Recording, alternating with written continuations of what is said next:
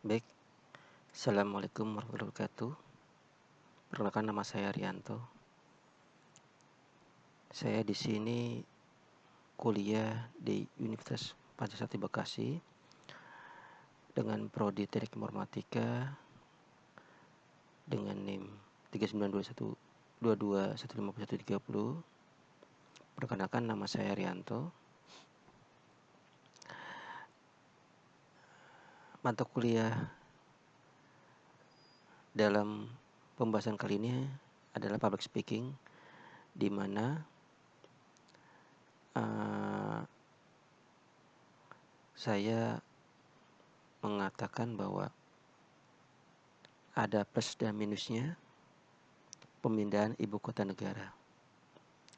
Di sini saya sedikit menerangkan bahwa perpindahan ibu kota dari DKI Jakarta ke Kalimantan banyak mengandung pelik atau sisi negatif bagi kalangan yang tidak mengerti ataupun mengerti. Jadi nanti akan saya bahas sedikit saja kenapa mungkin ada aspek-aspek tertentu yang belum diketahui oleh publik. Bisa kita lihat di gambar peta di sini Kalimantan Timur di mana posisinya adalah di bagian sini. Dan pada pertengahan 2021, proyek pembangunan infrastruktur kawasan industri IKN di Kalimantan menjadi fokus utama pemerintah Indonesia. Beberapa proyek besar telah diinisiasi, terutama di Kalimantan Timur, dengan tujuan mendorong pertumbuhan ekonomi, menciptakan lapangan kerja, dan mengoptimalkan sumber daya alam yang ada di wilayah tersebut. Terima kasih pada dosen pengampu yaitu Bapak Yogi Krisnayadi, SIP MSI, yang sudah membuat proyek ini karena untuk sebagai acuan UAS semester 5. Beberapa dampak negatif yang perlu diperhatikan, salah satunya termasuk kerusakan lingkungan. Pembangunan IKN dapat menyebabkan kerusakan lingkungan yang signifikan, terutama dalam hal deforestasi, degradasi lahan, dan hilangnya habitat alami. Ini dapat memiliki dampak serius pada keanekaragaman hayati dan keseimbangan ekosistem, di mana Kalimantan adalah sebagai jantungnya, paru-parunya dunia. Konflik dengan masyarakat adat. Ya, mungkin di sini ada sedikit konflik yang memang tidak ingin diganggu tempatnya tersebut. Peningkatan emisi gas rumah kaca, ya mungkin untuk pembangunan tersebut kalau dari lihat bentuknya kebanyakan memakai kaca, dan memang di situ kalau terlalu banyak kaca mengakibatkan emisi gas, ya, terutama untuk oksigen kita yang ada di luar. Masalah sosialnya, peningkatan urbanisasi dan migrasi pekerja ke wilayah IKN dapat menyebabkan masalah sosial. Ketergantungan ekonomi pada sektor tertentu, jika sudah mengalami kemunduran, dapat menyebabkan ketidakstabilan ekonomi. Nah, jadi harus dikaji lagi gitu. Kerusakan air dan sumber daya alam lainnya.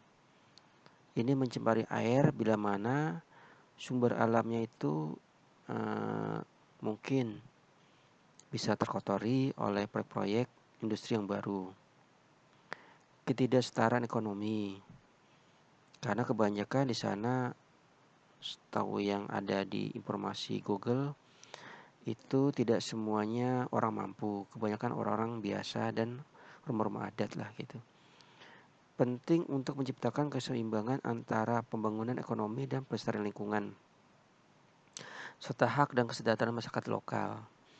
Agak sulit kalau memang di sana notabene-nya adalah SMA atau SMA ke bawah. Untuk kuliah sendiri pun memang sangat jarang sekali gitu ya. Jadi untuk ketidaksetaraan ekonomi cenderung lebih tinggi. Beberapa aspek positif pengimbang dari negatif adalah Diversifikasi ekonomi. Pembangunan IKN bertujuan untuk mengurangi tergantungan Indonesia pada sektor komoditas tertentu, seperti pertambangan dan kelapa sawit dengan memperkuat sektor industri, perekonomian menjadi lebih beragam dan stabil. Penciptaan lapangan kerja di sini mengurangi tingkat pengangguran dan meningkatkan taraf hidup masyarakat. Itu sulit dideteksi karena tidak ada datanya secara konkret. Peningkatan infrastruktur, di sini bangun IKN juga melibatkan peningkatan infrastruktur di mana meningkatkan konektivitas di wilayah tersebut. Karena untuk membuat seperti itu agak sulit karena di jaring listrik ataupun wifi ataupun sejenisnya itu masih jarang sekali ya. Jadi apalagi kalau ada biayanya jadi agak sulit ya untuk terjadinya konektivitas cepat gitu di sana.